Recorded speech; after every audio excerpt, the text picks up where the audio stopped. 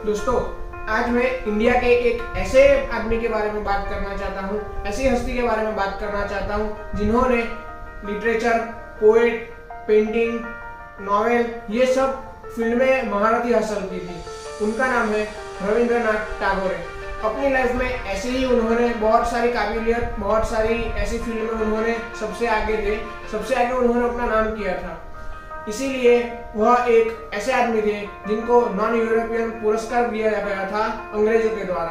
और हम सब जन मन गण के बारे में तो जानते ही जानते हैं। दोस्तों, आज हम बात करने वाले हैं ऐसे ही महान आदमी रविंद्रनाथ टैगोर की पूरी लाइफ के बारे में।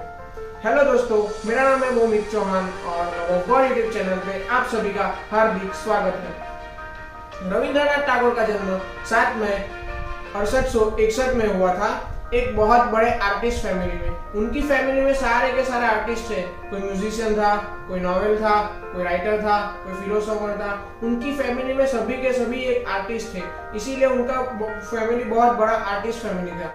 रविंद्रनाथ टैगोर के पिता का नाम था देवेंद्रनाथ टैगोर और उनकी माता का नाम था शारदा देवी। देवेंद्रनाथ टैगोर अपने भाई बहन में 14वें नंबर पर आते थे।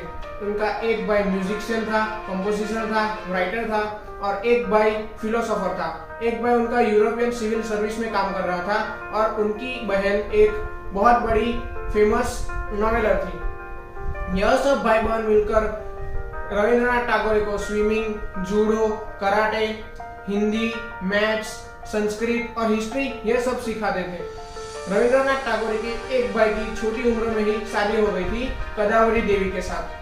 कदावरी देवी और रविंद्रनाथ टैगोर दोनों की उम्र में बहुत खास फर्क नहीं था, 1-2 साल का ही फर्क था। इसीलिए दोनों साथ में खेलते थे छोटी उम्र में।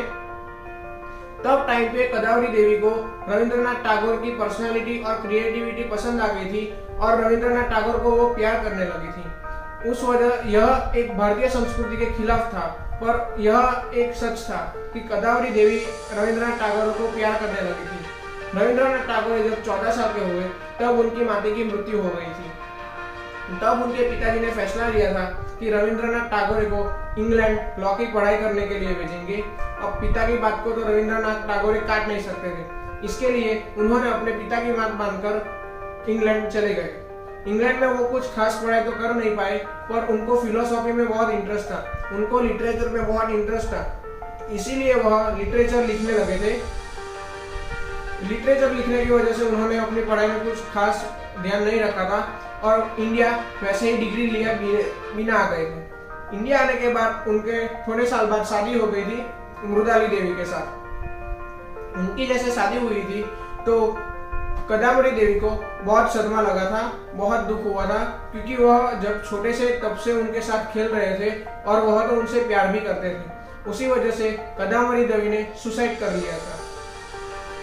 जैसे ही रविंद्रनाथ टैगोर को पता चला कि सुसाइड किया है कदावरी देवी ने, तब वह बहुत दुखी हुए थे, बहुत उनको नाखुश हुए थे और तब भी उनकी याद में वह कविता और पोएट लिखने लगे थे, क्योंकि वो सब साथ में ही खेलते थे। और रविंद्रनाथ टैगोर पहले से ही बहुत ऐसे इंसान थे जिनको कुछ भी हो, सुख हो, दुख हो, उनको कुछ अच्छा नया सीखने मिले और वो जो भी कुछ सुने वह सब अपने आप तुरंत लिख लेते थे। लिखना उनकी सबसे पहली खासियत थी। वो कुछ भी नया जानते थे, कुछ भी नया सुनते थे, तुरंत लिख देते थे।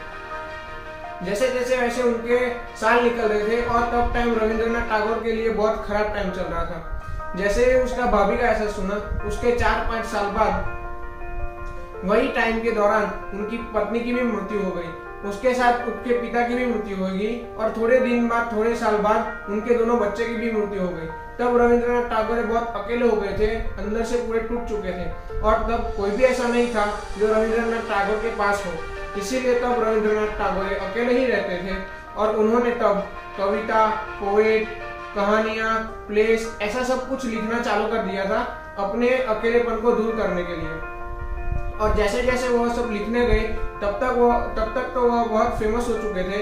वो जो भी लिखते थे, जो भी कुछ कहते थे, वो सब उस टाइम पे सब कुछ फेमस ही हो जाता था। उन्होंने अपने जीवन में बहुत सारे प्लेज लिखे हैं, ड्रामाज लिखे हैं, कहानियां लिखी है, कविता लिखी है। इतना ही नहीं, पर बांग्लादेश, श्रीलंका और इंडिया जैसी कंट्री की नेशनल एंथम भी रविंद्रनाथ टैगोर जी ने लिखी है। और उनकी यही महानता के कारण उनको नोबेल पुरस्कार दिया गया था।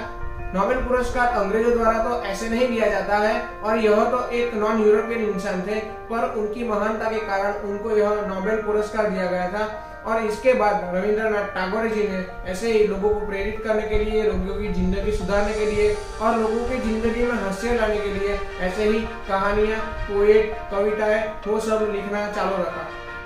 रविंद्रनाथ टैगोर की ऐसी ही बहुत सारी बुक्स मार्केट में अवेलेबल है, जिससे रविंद्रनाथ टैगोर क्या कहना चाहते थे वो सब पता चलता है। अगर आपको उनके बारे में ज्यादा जानना है तो मैं डिस्क्रिप्शन में बहुत सारी बुक्स की लिंक डाल रहा हूँ जो रविंद्रनाथ टैगोर ने लिखे हैं, आप वहां से परचेस कर सकते हैं। अगर आपको ये वीडियो पसंद आया है तो वीडियो को लाइक करें, कमेंट करें और ऐसे ही वीडियो देखने के लिए मेरे चैनल को सब्सक्राइब करें।